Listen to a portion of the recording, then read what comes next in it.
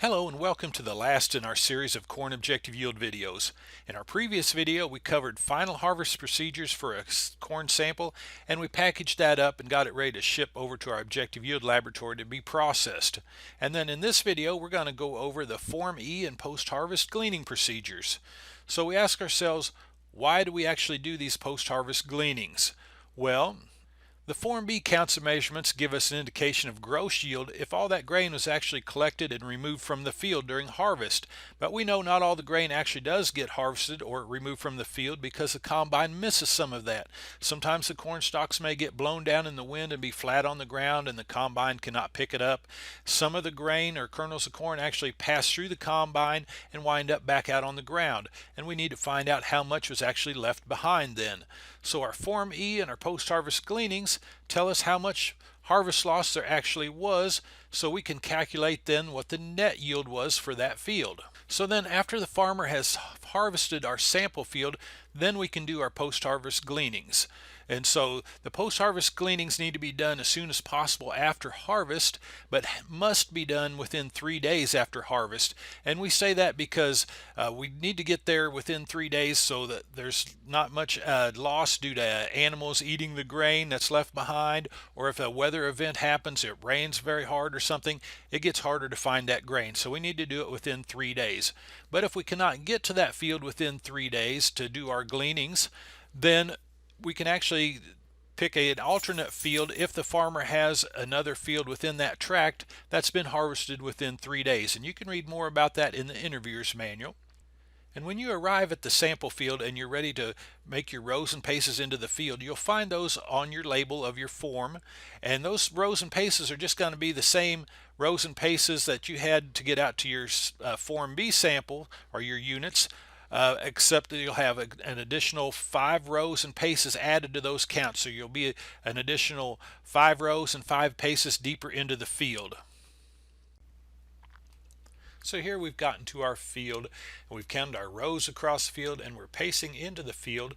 When we get to our last pace, we lay our yardstick down across the rows at the tip of our shoe and insert our stake for the beginning of our buffer zone. Now you can see here that we are actually filming from inside our unit, so we're going to take the camera and move it around so we're actually filming then from our starting corner, our direction of travel coming from our starting corner and looking into our unit then.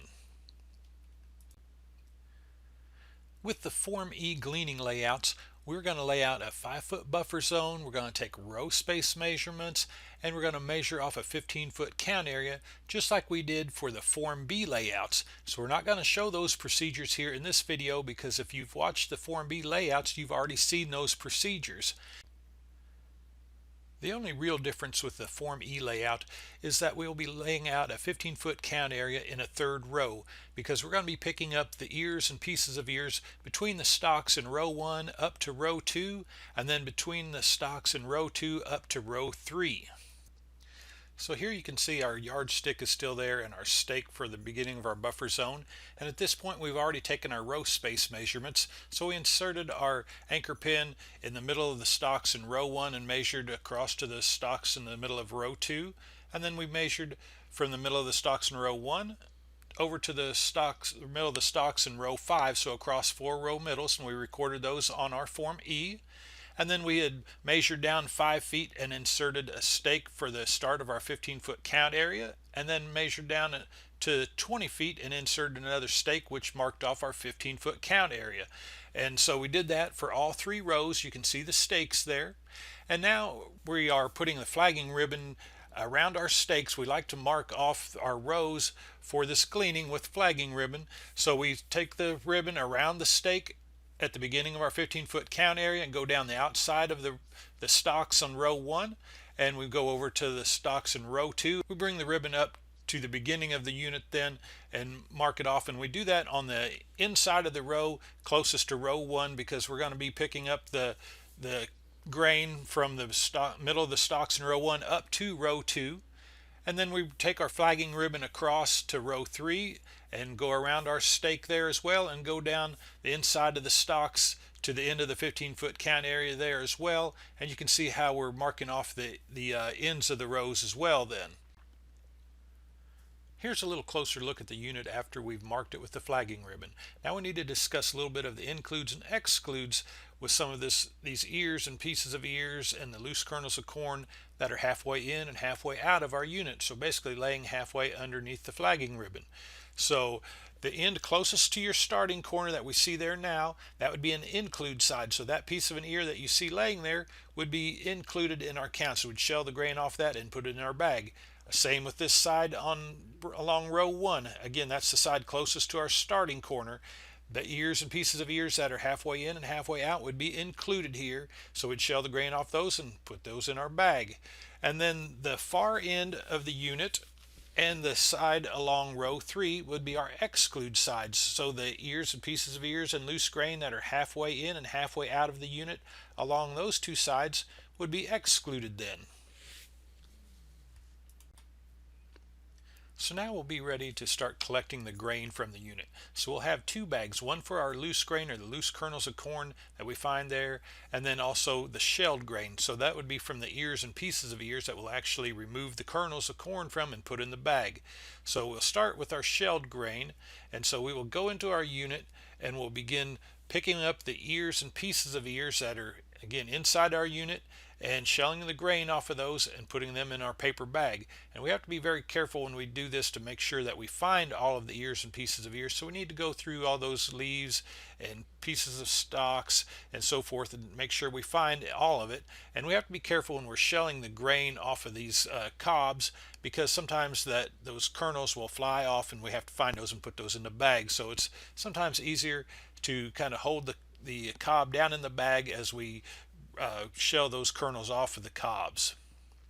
So we have to watch very carefully as we do this, make sure we pick all of them up, watch our includes and excludes on the different sides that we just spoke about, and just to be sure that we get everything accounted for. Here we wanted to show you a corn stalk that is blown down. It was from a different row, but the ear on that stalk is inside our unit. So we're going to need to pull that ear off of that stalk and include it in our shelled grain because it is inside our unit, even though that the stalk came from a different row. So we're going to take that off and shell the grain off of it, put it in our bag and include it in our shelled grain. And then when we're done with this, we've actually picked up all the ears and pieces of ears in both rows, shelled the grain off and have them in our bag. We'll use this same bag for the unit 2 as well. We'll only have 2 total bags for this whole sample, one for shelled grain and one for loose grain. So at this point we've picked up all the ears and pieces of ears between the stalks in row 1 up to row 2, and also between the stalks in row 2 up to row 3.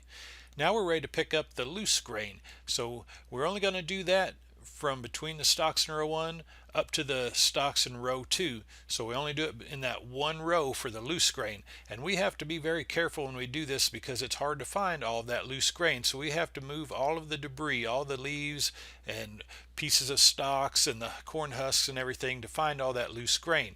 And so we have to really sort through all of that to find all of those loose kernels of corn then.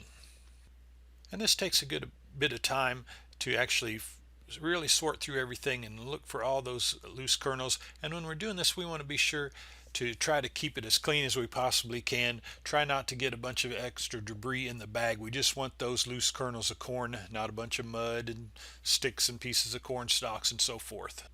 So you can see we made it all the way to the end of our row and we found all of our kernels of corn and have them in the bag. And again, we'll use this same bag for unit 2 as well for the loose grain.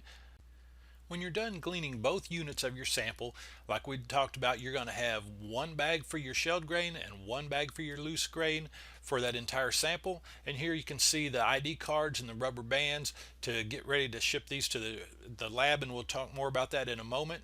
But you're also going to have your Form E that's going to go along with your shipment. So we're going to make sure that we complete this as we're doing the sample. You're going to have your date, your row space measurements, from the stalks in the middle of row 1 to the stalks in the middle of row 2, and then also the distance from the stalks in row 1 to the stalks in row 5, and those are in, again, feet and tenths of feet. And then you're going to be sure to check off items 3 and 4 as you complete them in the field. Item 3 is just where you're going to pick up all ears attached to stalks, all ears and pieces of ears with kernels in each row middle. So from both rows, you're going to shell and deposit that grain in a paper bag and identify it as shelled grain. So you can again check those off as you go.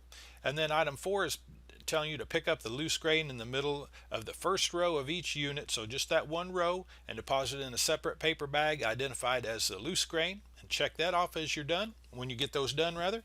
Item 5 is just asking whether an alternate field was used to make the post-harvest observations, yes or no. Item 6 is, did a supervisor assist you in working this sample, yes or no.